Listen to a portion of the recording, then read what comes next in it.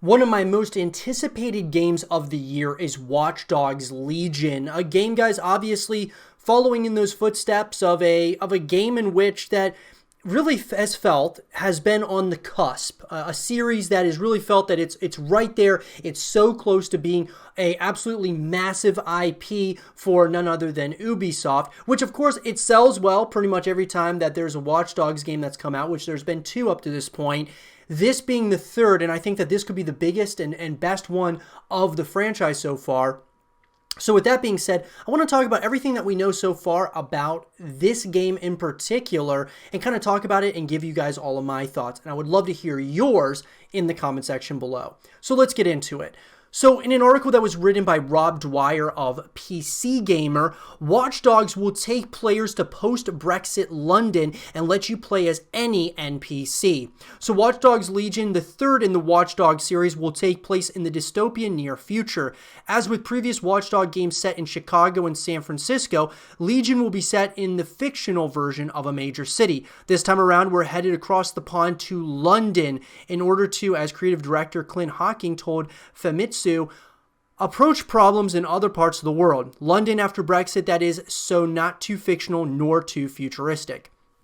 Right off the bat, guys, I think that's really great that we're going to London. I love how, of course, the first couple of games you had Chicago as well as San Francisco. I feel that a lot of people didn't really like Chicago that much. San Francisco people did seem to enjoy. But Chicago was one of those things that it just didn't feel like there was that much to do. I think London looks like there's a lot more to do in this, at least from, of course, the gameplay so far.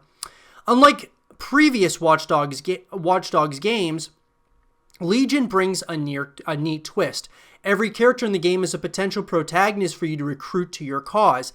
Each comes with their own traits and skills that you can use before hopping into another member of your budding resistance movement. So that's really cool. I think it's really awesome that you're going to be able to play as any of the NPCs, and it seems like one of those games where they're really wanting you to recruit a lot of people into your group.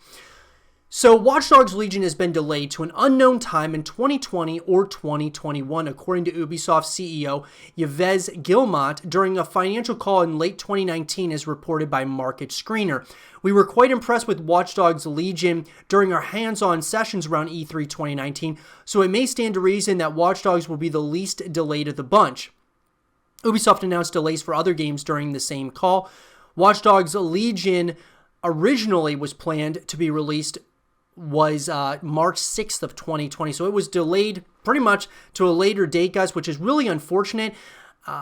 To me, it sounds like when a CEO says something along the lines of, okay, it could be 2020 or 2021, most likely it's going to be 2021, guys, just because they're going to be wanting to work on it. Obviously, they want to bring it out, but I think they want this game to really do well for them, and I think they got something special here, so I don't think that they should rush it whatsoever. They really should just bring it out when it's ready to come out. We have a full package that we can all really enjoy.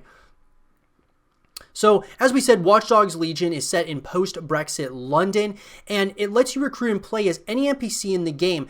That's a big claim, but Watch Dogs Legion is an ambitious game. There is no one protagonist in Legion. Cutscenes, story beats, and dialogue will all change depending on the DedSec member you're currently playing as. Each member has a host of different attributes that affect their playstyle. Scanning a random citizen might reveal that their background makes them better at non-lethal takedowns or hacking drones. But you can't just hit a button and recruit them right away. You have to sway them to your side, convince them DedSec is worth risking their life for. So this is really interesting, guys. I love that there's this type of convincing that you have to do in order to bring them into DedSec. I think that's a really interesting concept, and I wonder how this is going to kind of affect the multiplayer of this game as well. It's almost like you're recruiting people into your group or into DedSec, and I think everyone else is going to be doing their own thing as well, and I wonder how that's going to kind of form the multiplayer that will most likely be Watch Dogs Legion. It'll be something really to, I think, witness. Now, A person's stats are influenced by their backstory. For instance, someone who has been injured by Albion soldiers in the past might have a damage buff against them. Someone who creates 3D printed art forgeries gets a discount when using the in-game 3D printer to make new weapons. Some are more a little wackier, like the Derek Adyebo NPC seen in the demo, who is addicted to adrenaline. He deals 100% extra damage but may die randomly. So very interesting things. I mean, things that we really haven't seen in gaming up to this point, are just some very different types of concepts within this game. And it's something that I think is going to be really interesting to experience once we get our hands on the game, and we'll really understand it more once we kind of, are able to really kind of dive into this story, as well as like the multiplayer and maybe even the co-op modes. So there's 3 different classes to the DedSec agents. You got Enforcer, Infiltrator, and Hacker. Ubisoft art director Josh Cook and lead game designer Matthew Berube played through about 30 minutes of Watch Dogs Legion at E3. And of course, guys, after recruiting a new citizen to join DedSec, you can assign them one of 3 classes: Enforcer, Infiltrator, and Hacker. They can all perform the same basic combat and stealth, though as we saw with Grandma Helen, physical attributes can affect their combat capability. As for what separates each class, it mostly comes down to extra perks. So you know what a lot of this reminds me of is like with the different classes and the different kinds of characters and all the different like cosmetic items that are probably going to be completely filled in this game. It reminds me kind of Saints Row, something a little bit, over the top, but still very unique to its own. And I think that this has a real possibility of just, they're accepting what this game is. And I think that's going to be really special when this game comes out. We'll have to kind of wait and see, as we get more information. Now, what's really interesting about the characters is they have permadeath. So going full-on assault comes more risk than ever before. If your current DedSec operative dies, they're gone for good. Though it seems like the game will give you ample opportunities to prevent that. This isn't confirmed, but by watching the demos, you can choose to be arrested the first time you go down. If you want to keep fighting, you can get back up, but dying after that seems to be permanent. So you get one chance to give up without losing the operative you've powered hours of upgrading and emotional attachment into. So that will actually be really frustrating if you end up losing your characters, and you don't mean to, like you get a permadeath and you don't actually mean to have a permadeath, or you don't mean to do one thing or another. It seems like it's going to be very unforgiving when it comes to certain aspects of this game.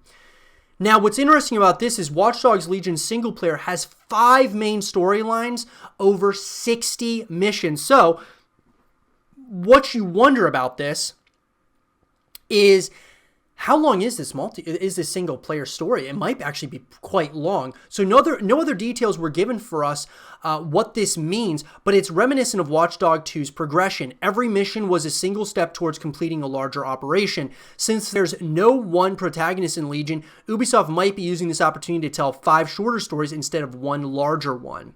So very interesting. I'm excited to see what that is, and maybe this is going to be a really expansive world that we can explore, and that's what I'm really hoping for, something that we can really dive into, not something that, there's just a lot more to do, unlike, Chicago. Multiplayer will return in Watch Dogs Legion. Ubisoft hasn't shared any details on Watch Dogs Legion's multiplayer, but it did describe the single-player experience as the springboard into multiplayer. So, multiplayer, guys, hopefully they add some more modes to the multiplayer to keep people coming back, because that's the most important thing about these games, is having a full package. So, you play the single-player story, then you come back and you play the multiplayer, and then, if there's co-op modes and things of that nature, and they're consistently adding things as we go, that's what really brings people back to the game.